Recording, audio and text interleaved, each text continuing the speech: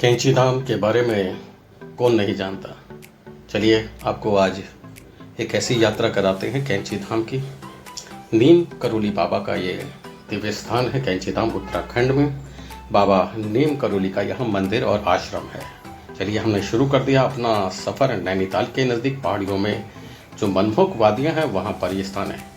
लगभग दिल्ली से 335 किलोमीटर की दूरी है और आप दिल्ली से कैंची धाम सड़क के द्वारा, ट्रेन के द्वारा और हवाई जहाज के द्वारा भी पहुंच सकते हैं। लेकिन हमने अपना बाई रोड कार्यक्रम बनाया है। बाई रोड हम चलेंगे।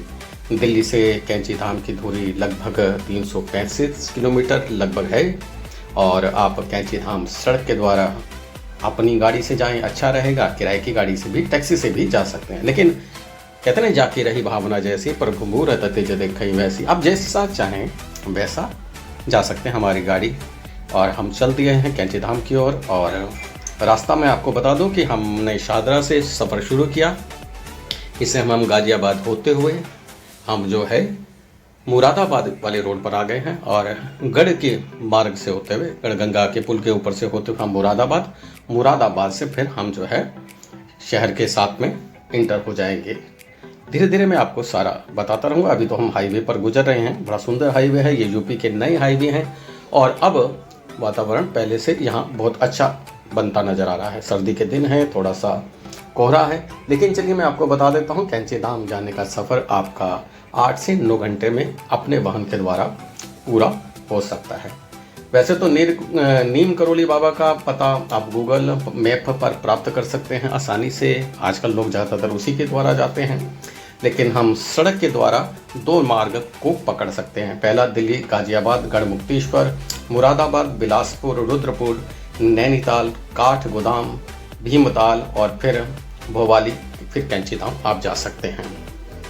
दूसरा मार्ग है दिल्ली से हापुड़, फिर उसके बाद मुरादाबाद, रामपुर, रुद्रपुर, हल्द्वानी, काठगोदाम, भीमताल और फिर भोपाली, कैंची धाम। हमने दूसरा वाला मार्ग पकड़ा है। हम दिल्ली से पहले गाजियाबाद, फिर हापुड़ से हम जो है गढ़गंगा से फिर रामपुर, रुद्रपुर होते हुए हल्द्वानी और ये हम पहाड़ी क्षेत्रों में पहुंच गए। इस समय हम जो गुजर रहे हैं वह रुद्रपुर पार करके हम पहाड़ी क्षेत्रों की तरफ बढ़ चुके हैं और धीरे धीरे हम जो है कैंची धाम की ओर चल रहे हैं।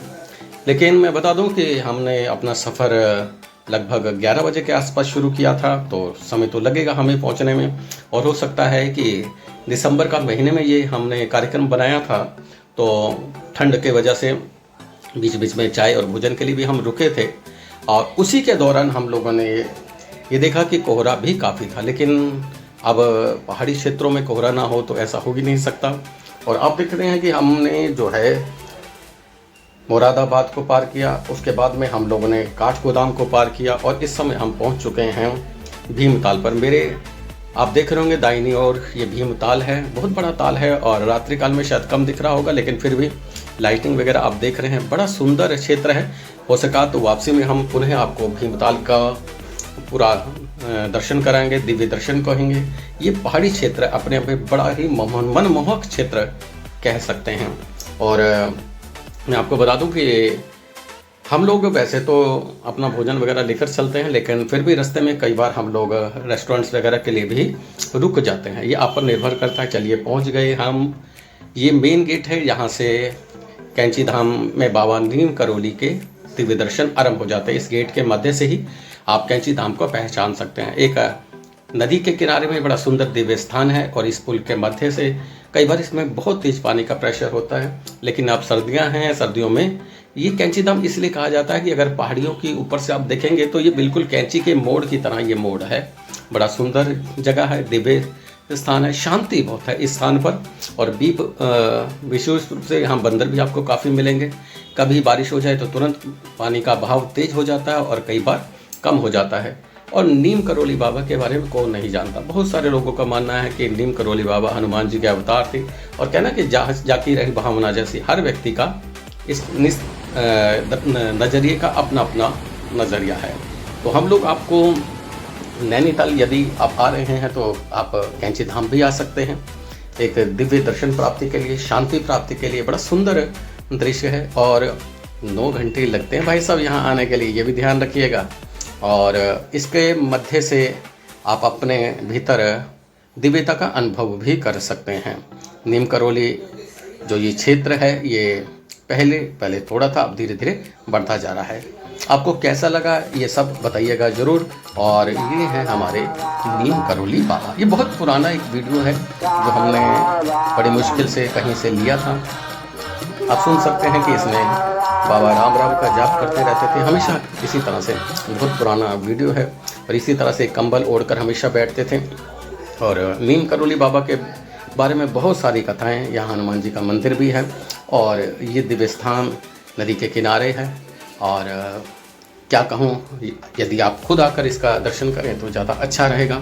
हम लोग एक ही गाड़ी में 4-5 लोग आए थे और हम लोगों ने अपना रात्रि पर यहीं विश्राम किया था। पास में एक होटल था, आप भी चाहें तो यहाँ रात्रि विश्राम करके अगले दिन प्रातःकाल का दर्शन कीजिएगा, ज़्यादा उत्तम माना जाता है।